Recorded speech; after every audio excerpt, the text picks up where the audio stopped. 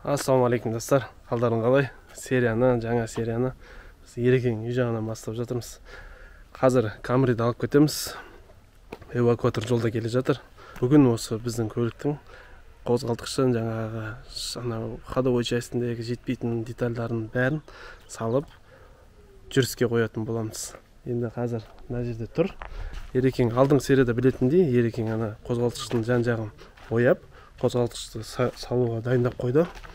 Енді бүгін қазір Фазылдарға барып, өзінің жүрегін салып, аяқтарын реттейтін боламыз бұйыртса. Мына Расул да келді қазір. Машинаны артамыз қазір. Енді алдымен салатын болдық бұл жерге. Мына бұйыртса бүгін Ерекең қайттан жүріп келетін болады өзінің ходымен. Алла қаласа. Мына артып жатырмыз уже. Бұйыртса енді Ерекеңе бүгін айдап алып келеміз. Ереке, айдап алып келеміз бұйыртса сізге. Құдай қаласа. Бүгін енді біраз саймандарын алу керекпіз бүгін. Енді жетпейтін майда шүйде деген жетіп жатыр. Соларды алып кеп орын-орнына қойдыру керекпіз. Бұйыртса айдап әкелуге шыдамым жетпей жатыр. Кәдімгідей өзім бір қалай айтсам болады, бір балаша бір қуанып тұрмын.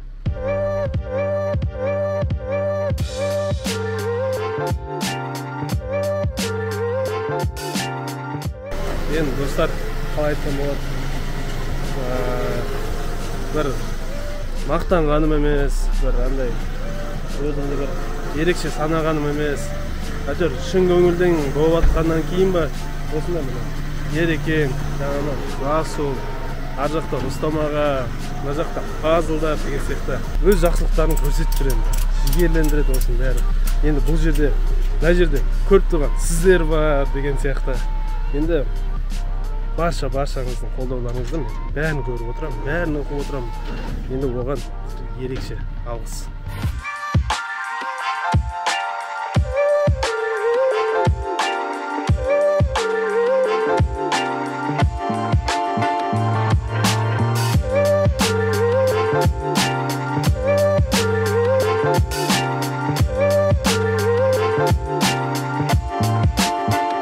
Ереке, біз онда кеттік.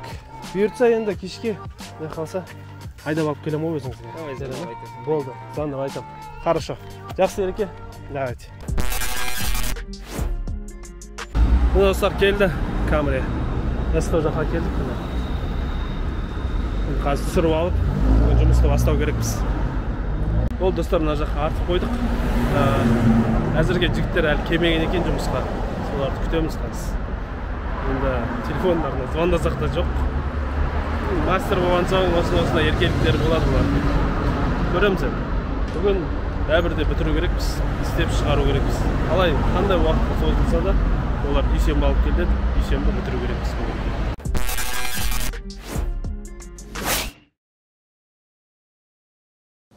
Енді қозғалтқышын, жаңағы ішіндегі тоқтарын бәрін орнына келтіріп қойды. Жалпы бұл жерде қазір, мына жерде бір бар, мыналарды ауыстыру керек. Кондиционердікі майысқан шкифі, мына жерде дроссельный, мына жерде қазір помпаны ауыстырып береді, помпаны алып келіп қойдық, мына жаңасын мына жерде тұр. Енді бұдан бөлек енді тағы не бар? Енді қозғалтқыштың жан-жағында тағы бір-екі қосымша кішкене заттар бар, оларды ауыстыру керек. Әзірге мыналарды салмаймыз, өйткені кондиционерді істеп болғаннан кейін, компрессорын салып болғаннан кейін, содан кейін барып саламыз. Әзірге бұл заттарды жай ғана ішіне саламыз. Бұдан кейін тағы не бар айтатын. Жалпы фишкалар кішкене кемейтін жерлері бар фараларға, өйткені 35 қой. Бұл алдын 30 болған. Енді басқа осы бұл покраскіден шыққаннан кейін ғана барып, жаңа тормозной шлангтерін салатын боламыз орнына. Ал басқа жұмыстарын бәрін, жаңа бақты орнына қойып, глушителін деген сияқты нәрсенің бәрін Фазыл реттеп қойды, оның бәрін істеп. Енді тағы не бар айтуға? Енді тоқ, мына ескі көліктің тоғы, осы мына арты 35-тің тоғы, оны алып тастадық, ол бізде бар, орнына келтіріп. Жалпы жұмыс осымен Енді Фазылдардың тарапындағы іс осымен бітті. Қазір Ерекеңе алып кетеміз, эвакуатор шақырып. Содан кейін барып енді бір мәнісі болар. Біткеннен кейін жаңағы майда шүйде заттарын толық ретке келтіретін боламыз. Жұмыс көп қалған жоқ достар. Жалпы санаған кезде бір 80%-ға жақындадық. Ар жағында 20% бар, ол мелочтармен қалған. Ол ең қиыны болып есептеледі. Енді біз берілмейміз, соңына дейін барамыз, істейміз, жеткіземіз. Камри Ерекеңе келді. Осы жерден енді бой алып, бәр жері жасалып шығатын болады. Енді қазір бұл жерде күтіп тұрған покраска. Бәр жерін боясақ, айтып өткен өзімнің ұсақ түйегімді реттеп алып, оталдыратын боламыз. Бүгін енді алдында өздерін көргендей көлік тастап кеткен болатынбыз Ерекеңе. Қазір енді кеше негізі барып кеткем. Білейін. Қалай айтсам болады. Енді қазір өзім барып көрістейін жақсылап. Қазір Ерекеңе жол тарттық. Барып жақсылап көрістем. Ал достар, бүгін қазір келдік Ерекеңе. Жаңа бұл жерде енді біздің алып кететін заттар бар. Жаңа жуып, дайындап алып келетін. Әзірге қазір Ерекеңні кузовты толығымен шпаклевкасын жағып, жаңа қай жерлерінде жаңа ямкалар бар деген сияқты нәрселерін бәрін, крылосын бәрін шешіп, ламперларын дайындап қойды. Міне кузовты. Енді 1-2 күнде уже грунтына кіріседі, мына бәрін шкурт етіп болған соң. Әзірге бізге алып кету керек мына есіктің карталарын, жаңағы ішіндегі салондағы жуатын не бар, соның бәрін қазір бізге алып кетіп, дайындап әкеп беру керек біз Ерекеңе. Қазір мына арт жағында шешеді, онда шешіп жаңағы алып кету керек, біз ең полын алып кетеміз қазір. Әзірге осы достар. Енді жұмыс жүріп жатыр, тоқтаған жоқ. Ереке енді бұйыртса шамамен покрасканың уақыты қай уақытқа жоспарлап жатсыз? Неше күннен кейін? Шамамен 2-3 күннен кейін уже осы покрасканың жаңа жұмыстары басталады. Сонымен енді былай қазірдің өзінде грунт жағады ғой. Грунт жағып болғаннан кейін көлікті енді басқа кейіпке енетін болады. Енді бұл да көп қалған жоқ, бітуіне жақында бітеді достар. Толығымен кеткен қаражатты, шығынның бәрін есептеп айтатын болам. Жалпы мына машина маған қаншаға түсті, соны да білетін боласыздар.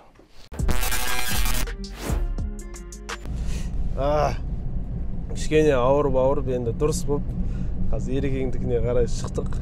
Енді көліктің біраз жерін жөндеп қойдым дейді қазір. Енді достар, қалай айтсам болады. Енді біраз ауырып қалдым менде. Енді дұрыс болған жерім осыға.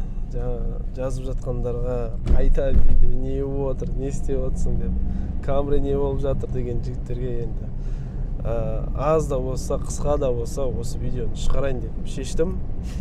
Камри дайын болған жоқ, әлі де бәлейін. Енді қалай айтсам болады. Жалпы кузов жағы уже жаңа покраска, именно бояу жағы енді біраз жері бітті.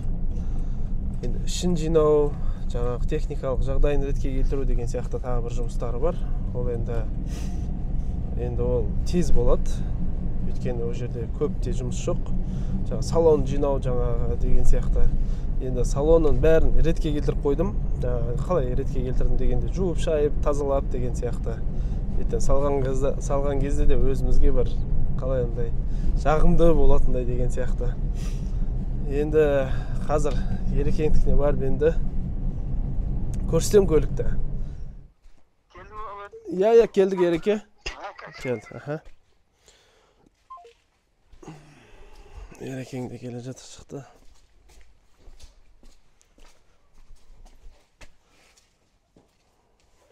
Ереке, шілей кеш кеп қалған жоқпыз ба? Қалыңыз қалай? Денсаулығыңыз қалай? Аман есен? Көрсететін бір нәрсем бар деген кейін тағатсыздана келе жатырмыз ғой. Не көрсеткен еркелер? Қан?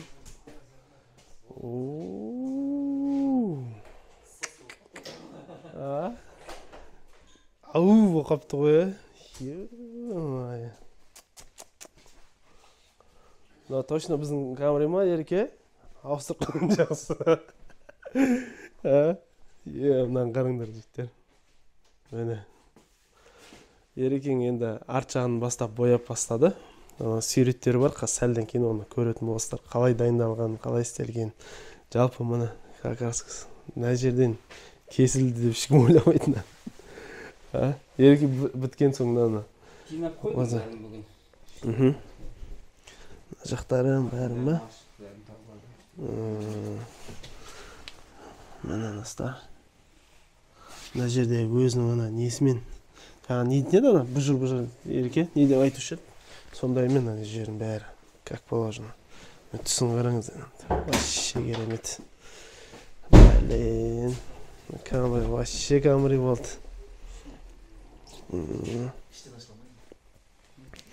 Шағында Ерекең бояп тастаған. Мына жақтары бізге керек болған бояйтын жерлер. Мына жердің бәрі дайын боялып. Мына жақтарын қараңыздар. Енді вообще күшті шықты Ереке, Покырский, Мына кішкене мусорларды санамасақ. Масама бір нәрсе жабысқан екен. Ереке крышасымен айырмашылық болып қалған жоқ па? Айна светлейтін подвор жасаған. Айна светлі екен. Чуть-чуть бар дейсіз ба? Ана есік кузовты мынасын тастамай алып кеш деген сол қалды. Енді мейлі ғой, крышамен қатты не болмайды. Мына жермен жалпы достар, біз крышасын боямайтын болдық. Өйткені крышасы родной краскада қалсын деп өзіміз шештік. Бірақ қазір Ерекең айтады, боковой айнамен алған еді ғой, не подбор красканы. Енді кішкене ғана жаңа ерекшелік болып қалды дейді. Бірақ енді ол особо қатты бізді мұң айтпайды. Жалпы покрасканың өзі өте жақсы шыққан. Енді мұсырлары бар, оның бәрі полировкамен кететін болады ертең бұйыртса. Жалпы Ереке сіз астымен бірге полностью бояп жатсыз ба? Короче, іші, есік ашылып, проеммен есік жағы іші. Мына жақтары ма? Кетті ғой, үшін жинап Мына жақтары полностью, өзінікі мына жері қалды ғой ғана. Орта ғана қалды ғой. Ортағаны боямадыз? Орта ғана қалды бұлай. Қалғаны бәрі боялды. Мына жақтары боялды. Ана жаққа есіктің асты қалды. Енді оған боямаған. Қалған есік әдемі боялады. Ашқан кезде ас жақ күшті көрінеді екен, Ереке? Нелер. Мына қараңдар достар, бұл жерді мына жер өзі. Өз бұрын боқты да просто. Бір жерінде бар, бір жерінде жоқ болып қалады. Мына жер енді күшті болып қалған. Есікті ашқаннан бір көзге жылы көрінеді екен. Әдемі болып. Енді мына жақтары. Жалпы енді алды жағын көрсетсем. Ереке, Бекзат капотты ашыршы. Енді моторны жақтары. Ашық тұр ғой өзі. Енді мотор жағында алды кесілді деген әңгіме мүлдем жоқ қой. Полный телевизор бәрі боялды. Өзім жаңа түсіне алдыңғы затымен бірге.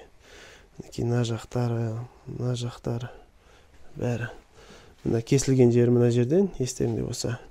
Бұлай қарап көретін болса, оны ешкім ажыратамайды мына жерден. Кесілді. Өйткені заводской шофтары бәрін герметикмен жағылды, бәрі істелді. Енді барынша заводтағыдай қылуға тырыстық енді, барын салып. Мына жерде де сол. Жалпы енді мына жағында ешқандай мін жоқ. Ерке бұйыртса енді мына жағына суббота, я? Енді үш поток үшіне қалды ғой. Қалған бірі бояп шығарып соң бампер бар. Артқы бамперда боялып қалды ма? Бәрін бірге ма? Машина шығарған екен дейсіз ба?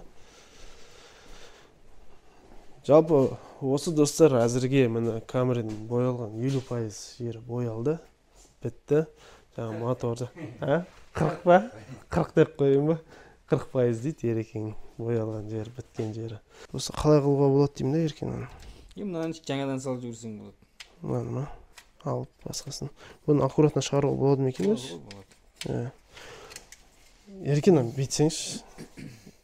Негізі мынау кішкене тозған. Сынған.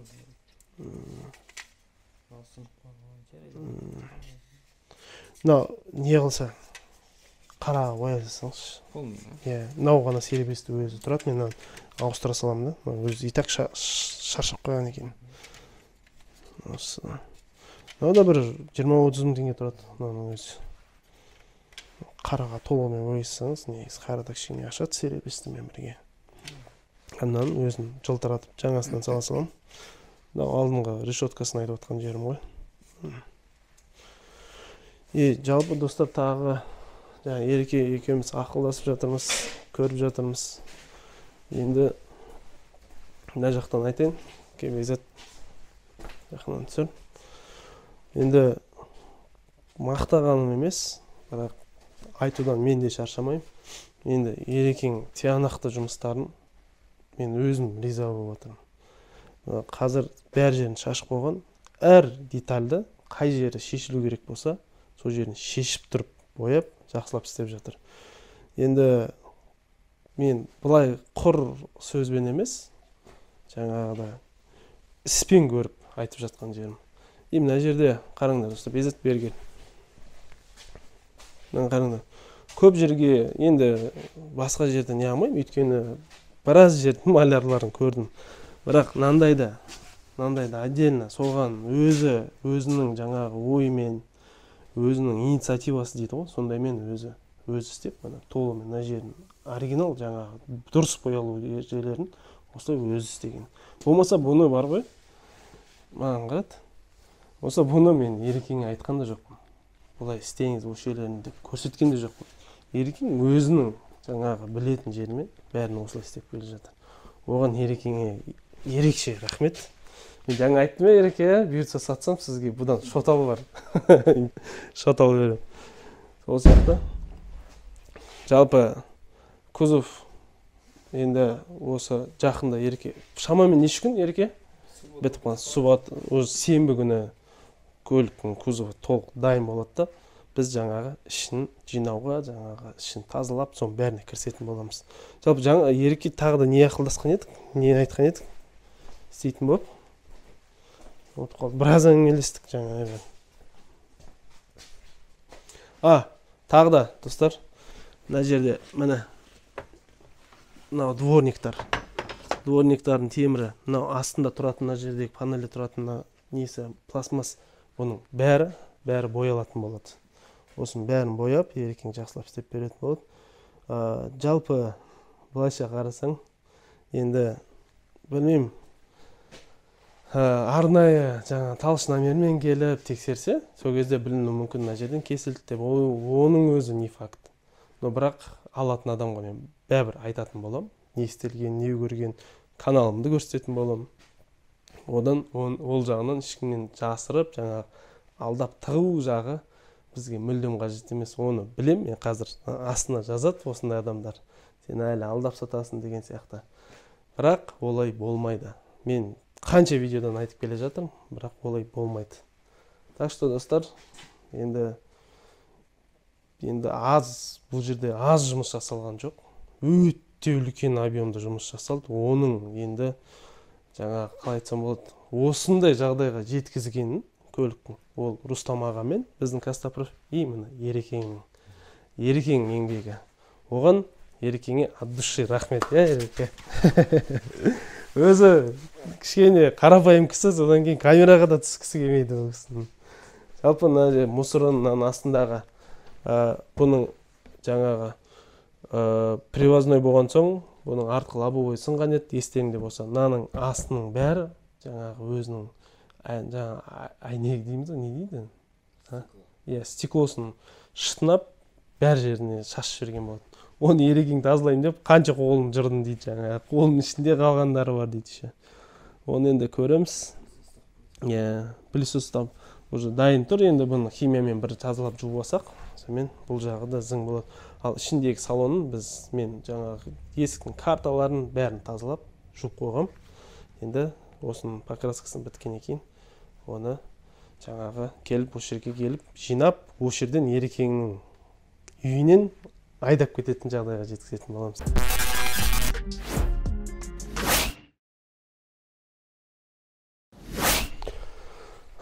Достар, қазір үйге келдім. Кішкене телеп тұр екем. Қазір енді Камридің үйде тұрған соңғы салонның заттарын алып кетіп бара жатырмыз Ерекеңе. Осыны бүгін салатын болады. Мына жерде барлық заттарын алып алдық. Потологы, соңғы осы заттар қалған болатын. Артқы орындық, потолог. Енді қазір Ерекеңе апарып айтпақшы, біз Камридің артқы стоптарын Рустам ағаларды ұмытып кетіппіз. Қазір оны да жолдан алып кететін боламыз. Сонымен енді бұл жерде тек қана Камриді жинау ғана қалып тұр. Ал қалған жұмыстарын қазір, финишный жұмыстарын қазір көретін боласыздар. Ерекеңе барып, жақсылап көрсететін болам. Оны, достар, Ерекеңдікіне келдік, қазынан бәрін түсіріп, содан кейін жаңа заборды көрдіңіздер ме? Мына воротасын ашып тұрып, жақсылап көрсететін болам. Әзірге давай заттарды түсірейік. Достар, бәрін түсіріп болдық, қазір мына жерде алып келген Ерекеңе. Енді біздің Камри қандай болды көріңіздер өздеріңіз.